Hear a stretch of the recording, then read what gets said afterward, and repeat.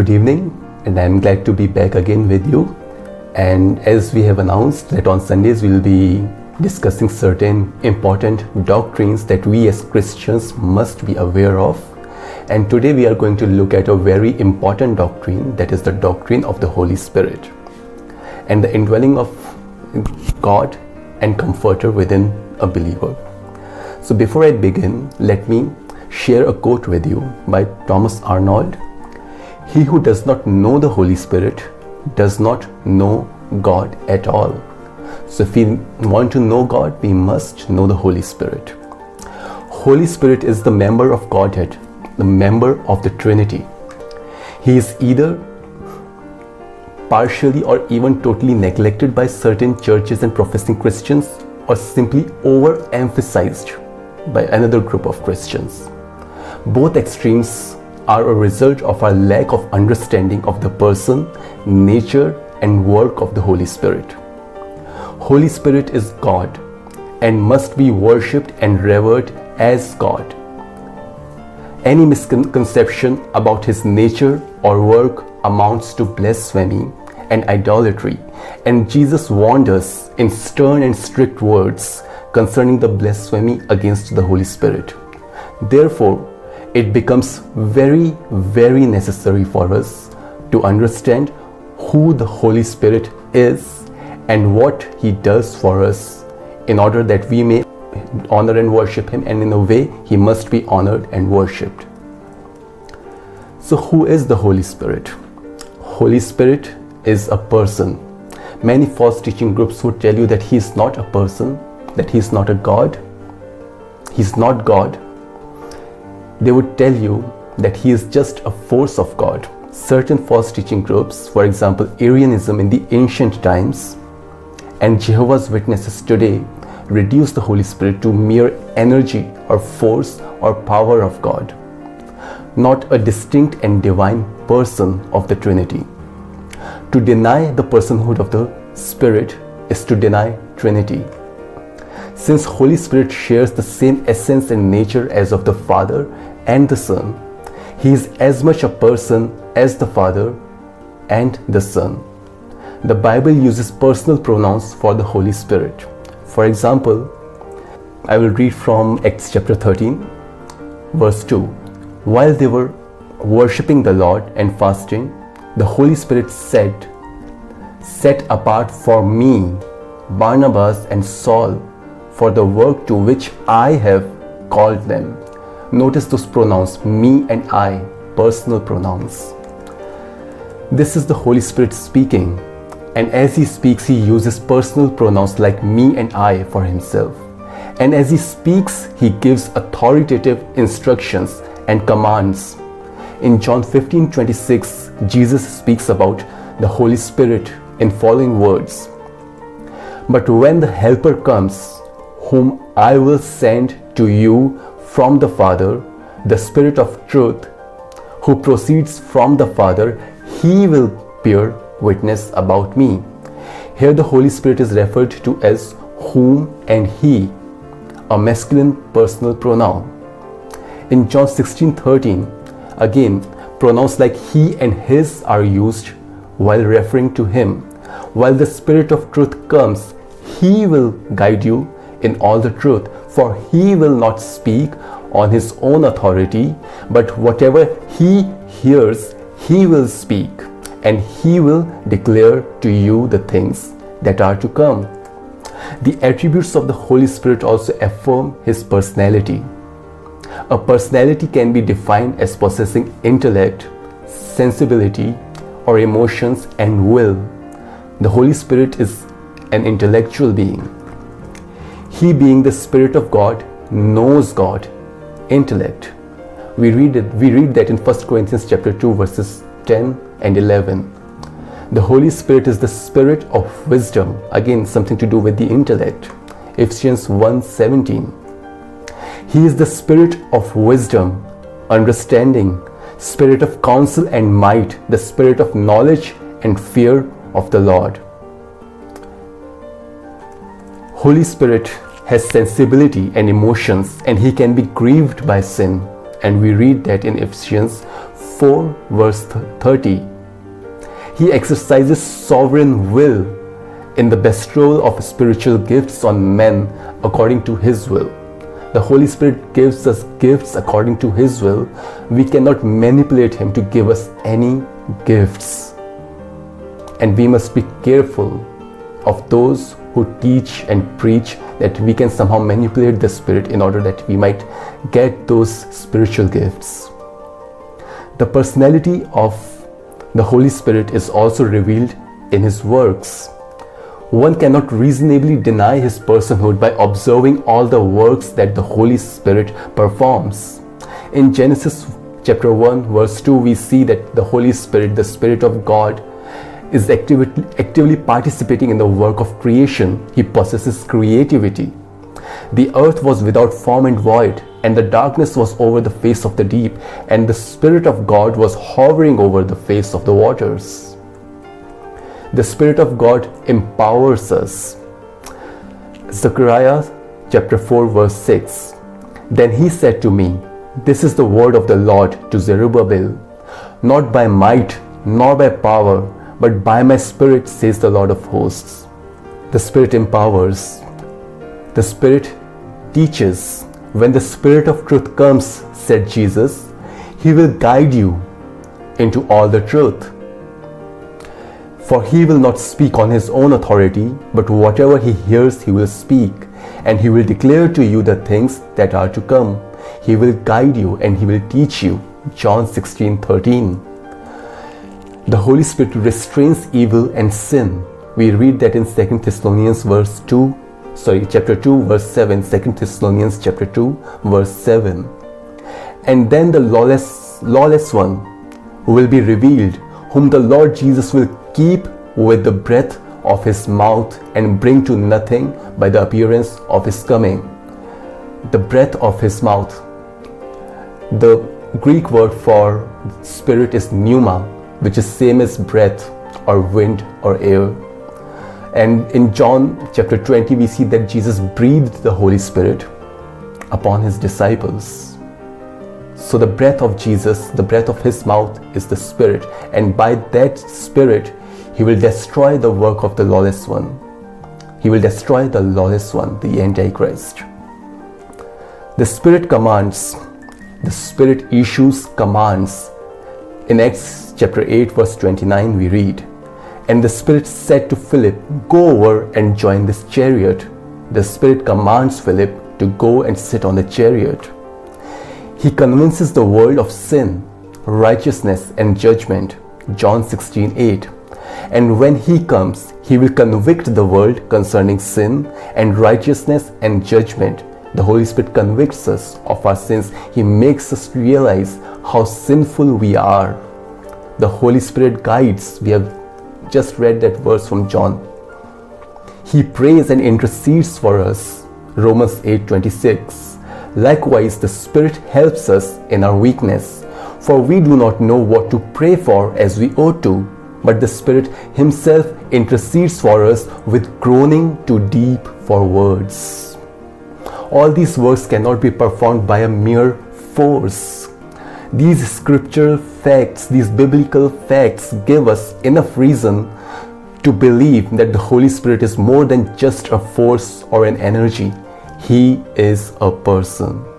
And we as believers are called to a personal relationship with this person.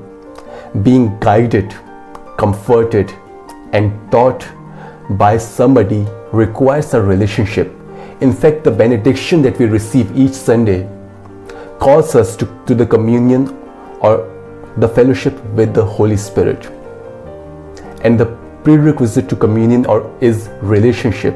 And we cannot relate to inanimate objects. I cannot relate to this. I cannot be in a very personal, close relationship with this book, even if I like it, because this is not a person. This is an impersonal entity. But we are called to be in relationship, in communion with the Holy Spirit. He's not an object. He's not a mere force. He is a person. The Holy Spirit is God. Those who deny the personhood of the Holy Spirit also deny His divinity. Just as the Holy Spirit is as much a person as the Father and the Son, He is as much God as the Father and the Son. The Bible presents to us the divine attributes of the Spirit and His divine authority. In the Old Testament, what is said of God is also said of the Spirit. God said and Spirit said are used interchangeably. And same pattern is followed in the New Testament. Let me read these verses for you. Acts chapter 5 verses 3 and 4. But Peter said, Ananias, why has Satan filled your heart to lie to the Holy Spirit and to keep back for yourself part of the proceeds of the land? While it remained unsold, did it not remain your own? And after it was sold, was it not at your disposal? Why is it that you have contrived this deed in your heart? You have not lied to men, but to God. In verse 4, Peter says that Ananias has lied to the Holy Spirit. And at the very next breath, he says that he has lied to God Himself. Holy Spirit is God. Just as God is omniscient and omnipresent, the Spirit is omniscient and omnipresent. We are told of the omniscience of the Holy Spirit in 1 Corinthians chapter 2 verse 10 and 11, and the omnipresence of the Spirit in Psalm 139 verse 7 and 8. David says, the psalmist says, where can I hide from your Spirit? You are everywhere present. Let me read these verses for you. The book of Psalms chapter 139 verses 7 and 8. Where shall I go from your Spirit? Or where shall I flee from your presence? If I ascend to heaven, you are there. If I make my bed in Sheol, you are there. So the Spirit of God is omnipresent. He is everywhere present. And He is omniscient. He knows all things. In the Great Commission, Jesus speaks of the Holy Spirit as having equal standing with Him and the Father. Go into all the world, baptizing the nations in the name of the Father and of the Son and of the Holy Spirit. Look at certain works of the Holy Spirit and His role in a believer's life. We have already seen that the Holy Spirit was active in creation. Holy Spirit and creation, Genesis chapter 1 verses 1 and 2. We see that the Holy Spirit is taking active part in the creation. The creation of man was an act of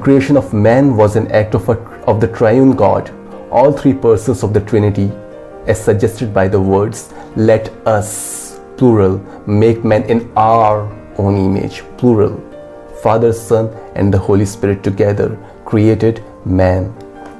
Holy Spirit and salvation, the recreation of man. Just as Holy Spirit was active in the creation of man and even of the entire universe, He's active in the recreation or the salvation of man. The Bible clearly states that the salvation belongs to the Lord. Psalm 3:8. It is wholly the work of the triune God. The Father wills it, the Son achieves it on the cross, and it is the Spirit of God who applies it to us in our hearts and in our lives. We are born in sin, as we read in Psalm chapter 51 verse 5, Psalm number 51 verse 5. This means that we are born dead, spiritually stillborn. Ephesians 2:1. It is the Spirit that revives us and recreates us. And we read that in 2 Corinthians chapter 5 verse 17. Whoever is in Christ, he is a new creation. The Spirit applies the work by convincing us of our sinfulness, of our sins, and righteous judgments of God. It is the Spirit that enables us to acknowledge Christ as Lord. Let me read this verse for you from 1 Corinthians chapter 12 verse 3. Therefore, I want you to understand that no one speaking in the Spirit of God ever says Jesus is accursed, and no one, please pay attention, and no one can say Jesus is Lord except in the Holy Spirit. So even to call Jesus Lord, we need to be empowered and strengthened and enabled by the Holy Spirit. So those of us who profess Jesus as Lord in the truest sense of the word, exclusively, We are empowered by the Holy Spirit, even to make this very simple sounding statement and confession. Holy Spirit is the giver of new life. The Holy Spirit and Christ, the relationship between Holy Spirit and Christ. What was that relationship? Christ received the Spirit and imparts the Spirit.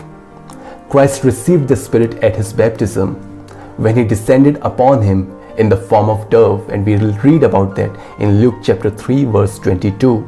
But the Holy Spirit's role in Jesus' earthly ministry goes back to his conception and birth, as we read in Luke chapter 1 verse 35. The Spirit of the Most High shall overshadow you, the angel said to Mary. And this role of the Holy Spirit continued in his ministry. The Spirit aided him in his ministry. For example, he casts out demon by the Holy Spirit. We read that in Matthew chapter 12 verse 28. But if it is by the Spirit of God that I cast out demons, then the kingdom of God has come upon you. That he was aided by the Spirit does not diminish his divinity. But if our Lord and Savior in his humanity was sustained by the Holy Spirit, was helped by the Holy Spirit, then how much more do we need the Spirit of God?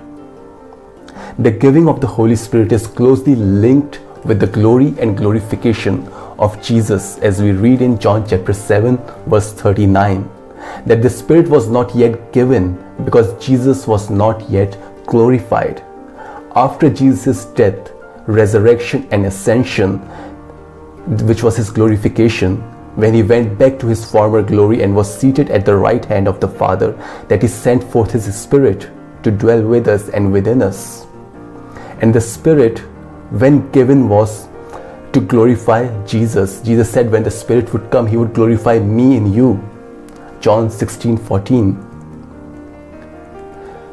Communion with the Holy Spirit leads us to the communion with Father and the Son.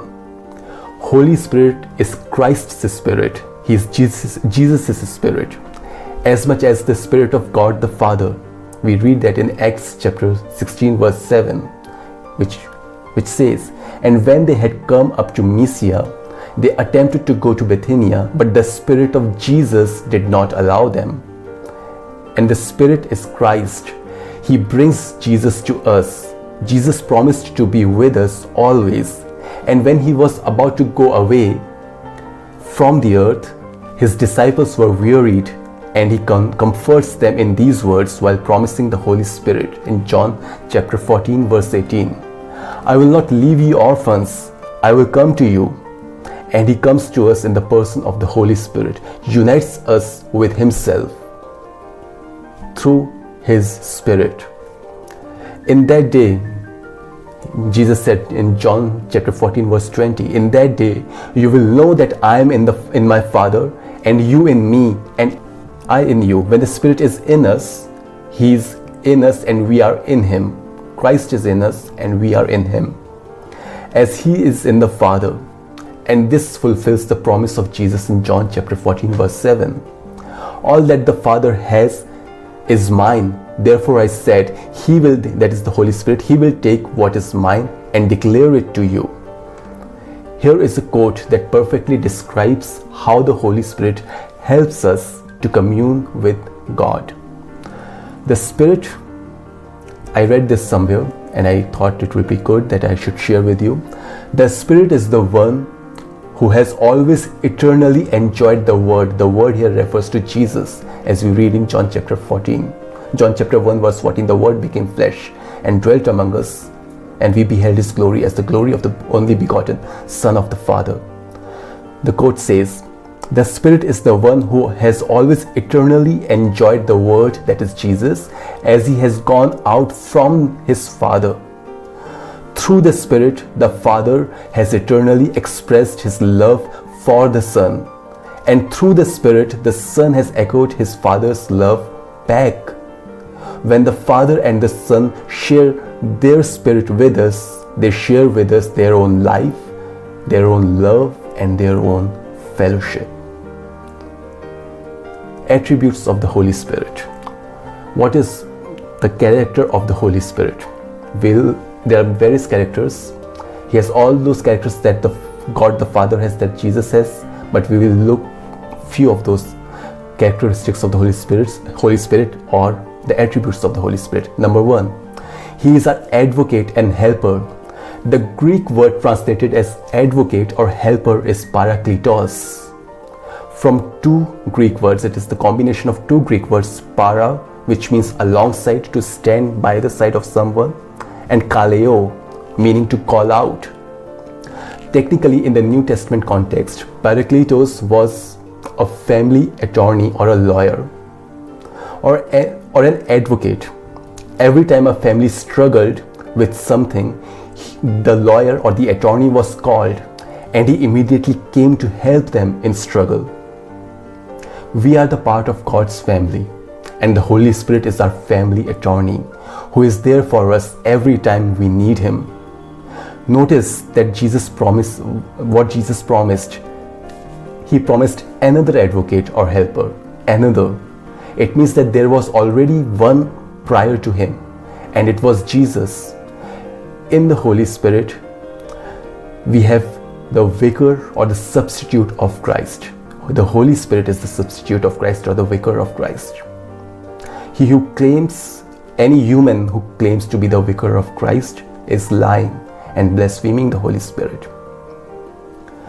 The Spirit is the spirit of sanctification or of holiness. In the coming days, we will also look at the doctrine of sanctification. But for now, let us understand that sanctification refers to the process of our growing in our Christian life and in holiness. The Holy Spirit, as the name suggests, is the spirit of holiness.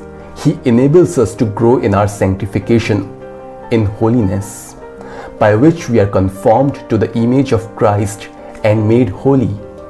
It is His primary task to enable the believers in their quest for holiness, as we read in 2 Thessalonians chapter 2 verse 13. But we ought always to give thanks to God for you, brothers, beloved by the Lord, because God chose you as first fruits to be saved through sanctification by the Holy Spirit and belief in the truth. When we are chosen by God, when we are saved, the Holy Spirit is given to us and He makes us holy day by day. The Spirit is the spirit of anointing. The word anointing is often used casually in the churches, at times totally devoid of its biblical meaning and its context. It is often associated to high-class Christians who have special access to the Spirit of God. But there are no classes in the church. All believers are equal. All believers have the Spirit of God. In fact, if we do not have the Spirit of Christ, we do not belong to Him. Romans 8:9. Jesus was anointed by the Holy Spirit, and we who believe in Him have been given His Spirit. Therefore, all believers are anointed. 1 John chapter 2 verse 27 says, but the anointing that you received, John is writing to all the believers, not to the apostles, not to the bishops or the deacons, but to all the believers. But the anointing that you received from Him abides in you, and you have no need that anyone should teach you. The Holy Spirit is the preserver. The Holy Spirit sustains God's creation, and He sustains us and preserves us, the believers, until the day of judgment. And we read that in Ephesians chapter 3 verse 14.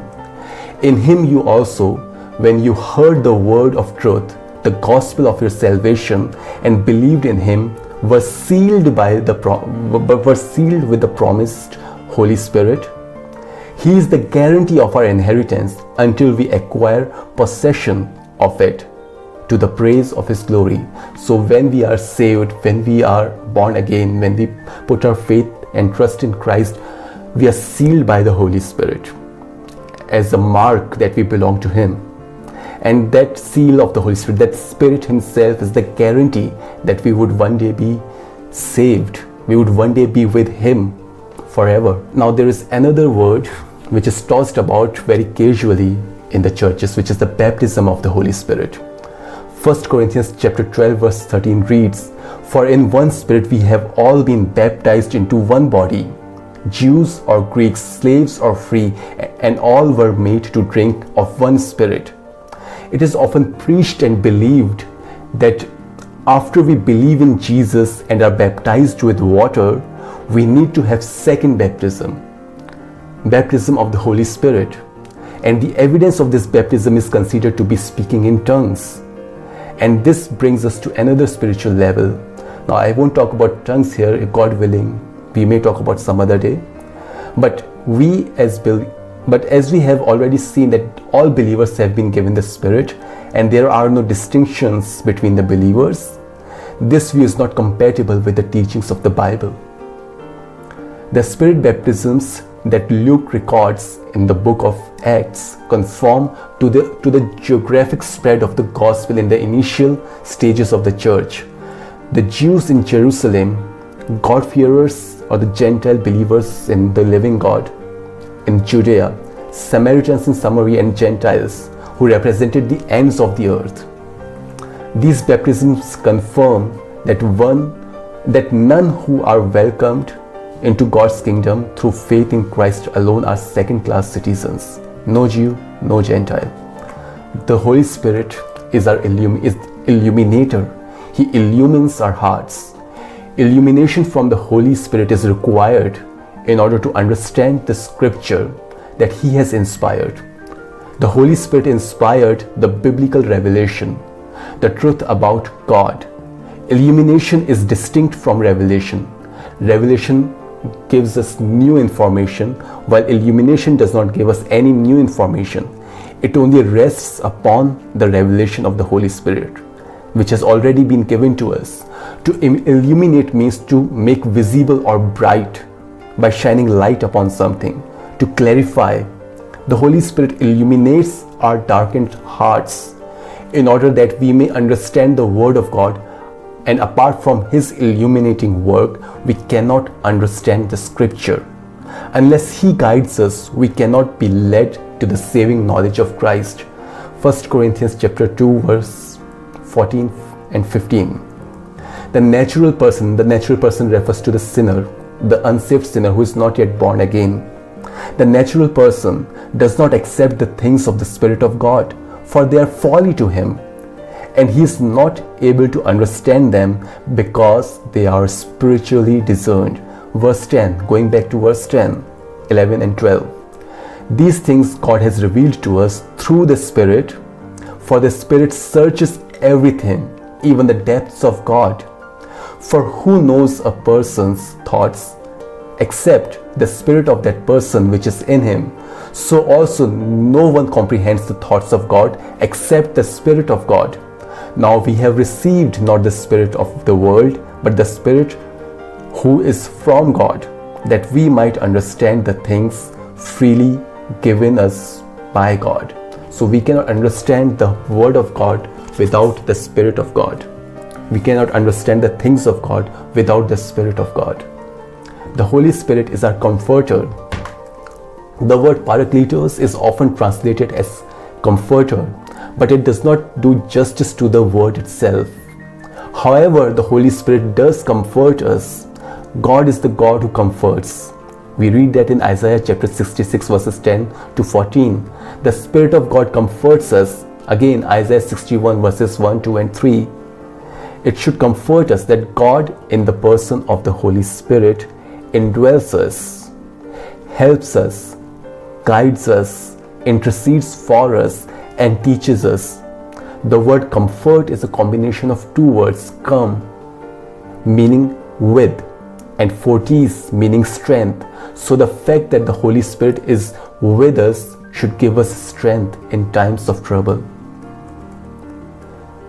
Gifts of the Holy Spirit, another controversial subject. When we think of the spiritual gifts, our minds go straight to 1 Corinthians chapter 12 and 13. We all long for those extraordinary, quote-unquote extraordinary, miraculous gifts of the Holy Spirit, speaking in tongues, healing, prophecy, etc. But we ignore the other gifts of the Spirit, especially which are mentioned in verses 27 and 28 of 1 Corinthians chapter 12, which speaks of gifts like help. If I help you, I might be exercising the gift of the Holy Spirit. Administration. If you're good at managing things and administrating, you have the gift of the Spirit. In Exodus, God gave His Spirit to Oholiab and Bezalel, who filled them with skill of craftsmanship. So the gift of the Spirit are not merely those miraculous gifts, but also ordinary. They are not really ordinary because they are given from the Holy Spirit. Our skills and talents are spiritual gifts as well. So if you are gifted in painting, that is the gift of the Spirit. If you have the gift of music, that is the gift of the Spirit. If you have the gift of writing, that is the gift of the Spirit. Recognize your spiritual gift today and serve God with that gift. Fruit of the Holy Spirit. Galatians 5:22, 23 and 24 tell us about the fruit of the Spirit, and a true believer must possess it. But the fruit of the Spirit is love, joy, peace, patience, kindness, goodness, faithfulness, gentleness, self-control. Against such there is no law, and those who belong to Christ Jesus have crucified the flesh with its passions and desires. The fruit is much more important than the gifts. 1 Corinthians 12, 29, 30 and 31 and chapter 13, verse 8.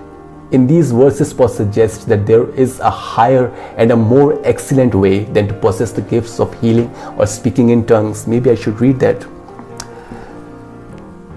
The last verses of 1 Corinthians chapter 12, Paul says, verse 30, do all possess gifts of healing? Do all speak with tongues? Do all interpret? But earnestly desire higher gifts, and I will show you still more excellent way. It means there is a better and more excellent way than to possess the gift of healing, than to possess the gift of tongues and all those so-called extraordinary gifts. And what is that? What is that higher gift? He tells us in 1 Corinthians chapter 13, if I speak in the tongues of men and of angels, but have not love, I am noisy gong or clanging cymbal. And if I have prophetic powers and understand all mysteries and all knowledge, and if I have all faith so as to move mountains, but no love, I am nothing. And then in verse 8 he says, love never ends. As for prophecies, they will pass away. As for tongues, they will cease. As for knowledge, it will pass away. Love never ends. So let us all strive to have the fruit of the Spirit. And if the Spirit wants to give us the gifts of the Spirit, it is His sovereign will. We cannot manipulate Him. In conclusion, I would like to say, actually there's a lot more to say about this subject, but I believe that this much is sufficient for you to get a better understanding of who the Holy Spirit is and what He does in our lives. My basic aim was to give you a basic understanding of the Holy Spirit, that we may all honor Him and worship Him the way we must and the way He deserves to be. And my prayer is for us all is that we would not give in to any of those fancy representations of the person and work of the Holy Spirit that are given to us by televangelists on various so-called Christian TV programs, by taking many Bible verses out of context. Let us truly know who He is and believe what the Bible tells us about Him. Holy Spirit is God, and to have a false perception of God is as bad as idolatry. It is as bad as having another God. May God bless us all. Let us pray. Loving Heavenly Father, we come before You, thanking You for all the blessings with which You have blessed us. We thank You for Your Holy Spirit, who has inspired the Word for our instruction, and who indwells all the believers and guides them in all the truths, helps them to grow in holiness and in the Christian walk. And we ask for forgiveness, Lord, if we have ever blasphemed the name of the Holy Spirit, if we have ever grieved the Holy Spirit by our sinful nature, if we have ever misrepresented Him in our ignorance. And we pray, Lord, that You grant us a better understanding of who the Spirit is, because without knowing Him, we cannot know You. Fill us with your Spirit. In Jesus' name we pray. Amen.